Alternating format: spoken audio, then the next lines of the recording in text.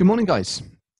It's the 22nd of January 2018. This is the Dax Technical Analysis summary video. We've just run through the DAX and the FTSE in the webinar. And this is a quick summary of what we've discussed so far. So we've got here a daily chart on the DAX, and we've mapped out some of what would be the major swings on this particular board. And we have started to anticipate whether or not this is going to be a new or a continuation of the impulse leg that continues from this one down here back in November, December 2017. We've had the retracement part of this leg already, so this may just be the second half of this next wave higher. And if that is the case, where can we anticipate price will head? And it would not be unrealistic to maybe look for these kinds of levels over the next sort of month or so. The other major markets, certainly the American indices, have reached all-time highs. So in my opinion, at least, there's kind of no reason why the DAX shouldn't be doing something similar. So a lot of progress was made on Friday. We took out the 350 level and we took out the 425 level, and we closed above both of those levels, but we held below the all-time high at around about, what, 530, 540, I can't remember what that actually is, 535. So that's got to be the next target really for bulls.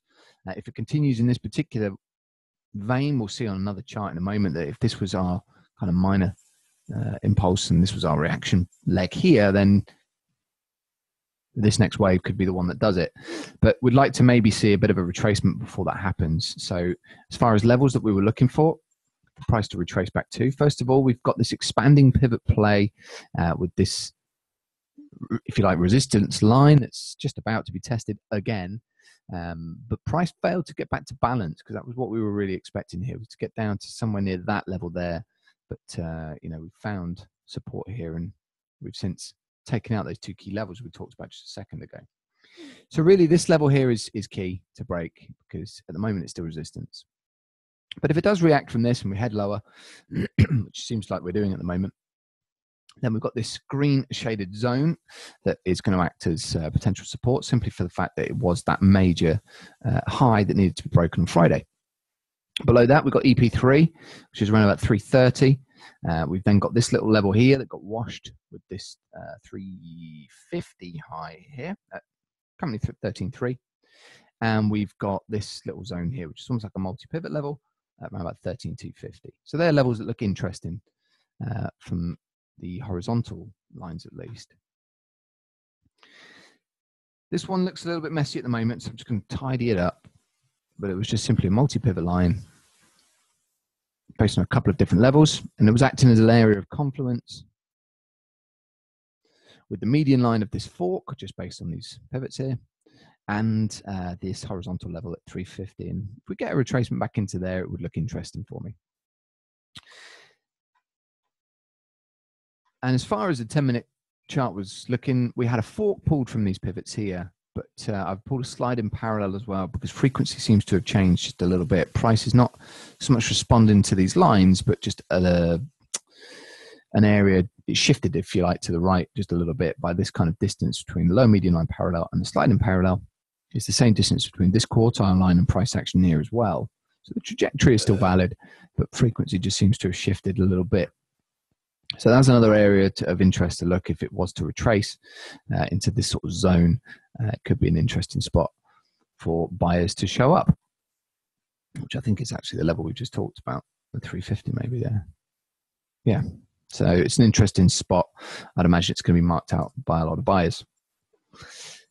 We had an idea that was just playing around right now, but whether or not it's going to continue, it's difficult to say. And that was just based on a bounce from a lower median line parallel. We just pulled this fork from these pivots here, and we realized that price was starting to hang around this level, and we thought if a stop were to go underneath this mini low here, then you can risk about 10 points for a nearly 5-to-1 trade. It could be an interesting spot to bounce.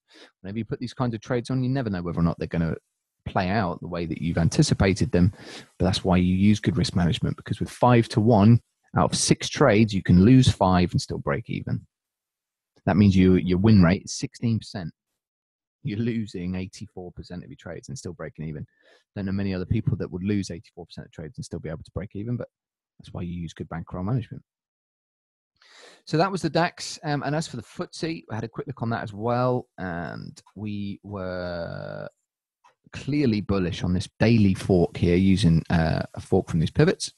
We zoomed through the median line, didn't quite get to the upper median line parallel, and we started to pull back and pulled up a little area of confluence zones from this pivot line here, a little balance point extension, and a median line, which is an area I'd like to see price retrace back to. And that gives us a zone of 76.50 to 76.75, somewhere in that area that looks interesting for a continuation buy.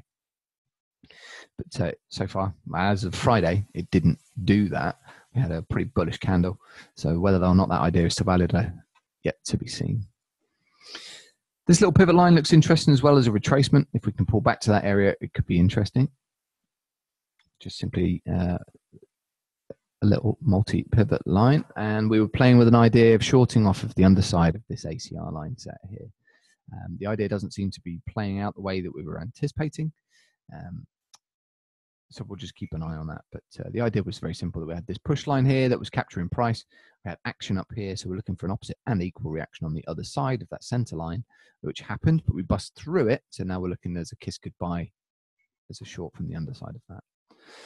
So there we go. That sort of brings you up to speed with what we've discussed so far. What we're going to do now in our premium webinar is to go through all of the other markets, including Forex, commodities, and cryptocurrencies. If you want more information on that, then check the link at the top of the DAX Trader website. And we'll see you on the other side. All right, guys, take care. We'll see you again on Wednesday.